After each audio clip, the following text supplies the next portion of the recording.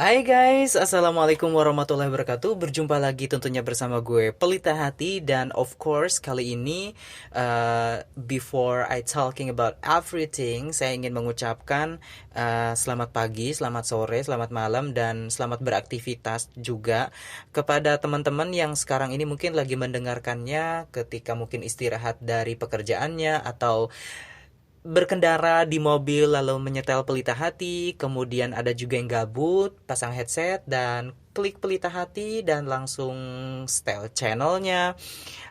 Kalian juga bisa menemukan di YouTube. Dan juga bagi teman-teman semua yang merasa hari ini galau, saya ucapkan enjoy the moment. Jadikan kegalauan itu adalah bagian dari hidup kalian juga. Nggak usah terlalu dipikirkan depresi-depresi amat. Dan bagi teman-teman yang mungkin sekarang ini sudah atau sedang mendapatkan kesenangan karena mungkin ada anugerah di pagi hari ini atau di siang ini atau di malam ini, maka sekali lagi saya ucapkan selamat. Semoga Allah Subhanahu wa taala memberikan kepada kalian keselamatan di perjalanan jalan maupun di dalam kehidupan kalian, seperti itu. Nah, kali ini tapi sebelum saya bicara tentang tema yang akan saya bahas, sebelumnya terima kasih banget yang sudah subscribe, like, dan juga komen. Tapi yang belum, ya silahkan subscribe channel ini sekarang juga, karena of course ngebantu kepada kalian juga yang ingin menambah wawasan. Kalian juga bisa share dan tinggalkan komen yang positif. Kalau ada komen yang negatif juga nggak apa-apa, nggak akan saya blok juga, seperti itu. Nah, kali ini saya akan bahas tentang sebenarnya banyak banget sih yang nanya, Kak, gimana sih caranya dapet pasangan tuh yang cocok, yang selama ini aku tuh kalau berpasangan dengan seseorang itu kayak nggak pernah ada cocoknya gitu, selalu konflik, selalu bubar di tengah jalan gitu.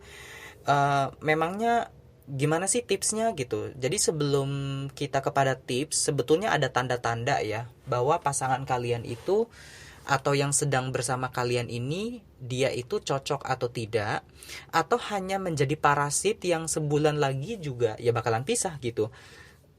Em, jadi menurut hemat saya, bahwa kita harus mengenali tanda-tanda terlebih dahulu, mana nih orang yang cocok bisa dijadikan pasangan ataupun pendamping hidup kita, atau hanya sekedar menjadi tanda petik pacar ya, yang kemudian ya mau pacaran dulu aja deh, terus kemudian nantinya saya juga akan melanjutkan ke pelaminan, seperti itu. Tanda yang pertama nih ya, tanda yang pertama adalah kamu itu dijadikan skala prioritas. Jadi misal nih ya, dari sisi chatting saja ataupun telepon, kita tahu bahwa pasangan kita tidak selamanya ada untuk kita, seperti mungkin sibuk, kadang keluar kota, kadang dikejar deadline dan lain sebagainya.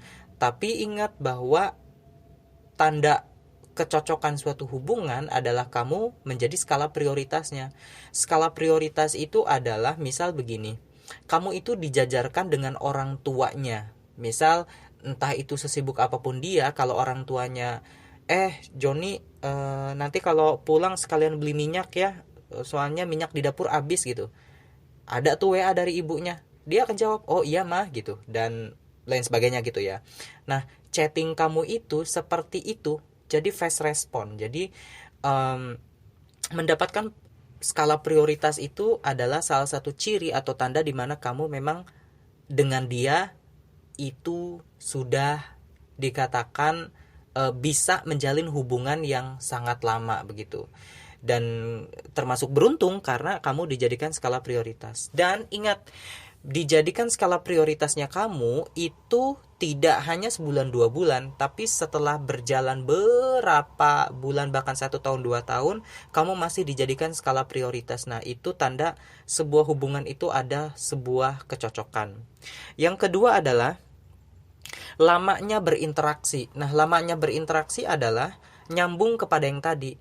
Kalau cuma menjadi fast respon, ya hampir orang pertama kali kenal pun akan menjadi skala prioritas. Kayak misal, saya baru kenal dengan seseorang di angkot, kita bicara politik, kita bicara film, dan klop dan nyambung gitu. Ya, terus kemudian kita pisah, tapi sebelumnya saya minta nomor WA dia dan dia juga balas chatting saya. Terus kemudian selang 1 bulan 2 bulan itu dia masih tetap terus chatting sama saya, dan sesibuk apapun dia mungkin saya dibalas.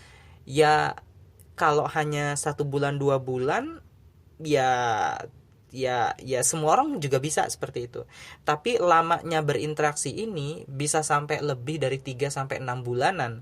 Jadi kalau sudah kamu dijadikan skala prioritas, lalu kemudian kamu juga dijadikan tempat berinteraksi dengan cukup lumayan lama dengan orang tersebut atau orang yang kamu cintai, maka ada kemungkinan bahwa kalian itu cocok dan bisa berlangsung lama dalam suatu hubungan. Dan yang ketiga adalah sering berkorbannya satu sama lain. Nah, dalam suatu hubungan ataupun love relationship ataupun friends relationship, kayak dalam hubungan pertemanan ataupun hubungan percintaan ataupun hubungan persahabatan, tidak pernah yang namanya berkorban itu cuma satu orang doang, tapi harus saling berkorban. Seperti misal begini, walaupun walaupun kamu chatting kepada orang yang kamu cintai itu mungkin lama dibalasnya, maka orang yang kamu cintai itu mungkin pada saat buka WA dia akan mengatakan, sorry ya, baru buka WA soalnya begini dan begitu. Beda dengan pada saat kamu udah chatting, pesan gak dibaca sampai lebih dari 24 jam, tapi last scene ataupun terakhir dilihatnya di WA si orang yang kamu cintai itu juga 1 jam yang lalu atau 30 menit yang lalu begitu. Padahal pesan kamu yang belum dibaca itu 24 jam yang lalu gitu. Nah, ini yang kemudian tidak saling berkorban satu sama lain, karena dalam hubungan persahabatan, pertemanan ataupun percintaan, kita mengenal juga yang namanya feeling up and down. Jadi perasaan di mana naik dan turun gitu. Jadi apakah kamu itu mengalami penurunan perasaan cinta kepada pasanganmu? Apakah kamu mengalami penaikan cinta kepada pasanganmu? Itu hal yang wajar dalam sebuah hubungan, baik percintaan, pertemanan ataupun persahabatan. Tapi kamu bisa nggak mengkondisikan pada saat kamu dalam suasana tidak mencintai dia alias cintanya lagi down, tapi komunikasi itu masih bisa berlanjut seperti itu. Kalau kamu masih bisa, maka pasangan kamu pun harusnya juga bisa. Jadi tidak hanya ketika cinta doang yang lagi naik kamu bisa chattingan, tapi pada saat perasaan juga lagi turun, lagi bete, tapi ya chit-chatan dalam chat atau dalam obrolan itu juga masih dilayanin seperti itu. Maka itulah yang terpenting juga, yaitu berkorban satu sama lain. Nah, apakah dari ketiga ini ada pada diri kalian dan pasangan? Kalau wah nggak ada nih kak, ternyata ya dia begini, ternyata dia begitu gitu loh. Jadi gini, kalau masalah suka atau tidak suka, saya akan ambil ilustrasinya tuh begini. Ada seorang laki-laki dikumpulin 10 cewek di depan dia. Ya dia bakalan suka ke 10-10-nya. Yo cantik, yo bertalenta, energik, dan mungkin ada yang pendiam, mungkin ada yang apa.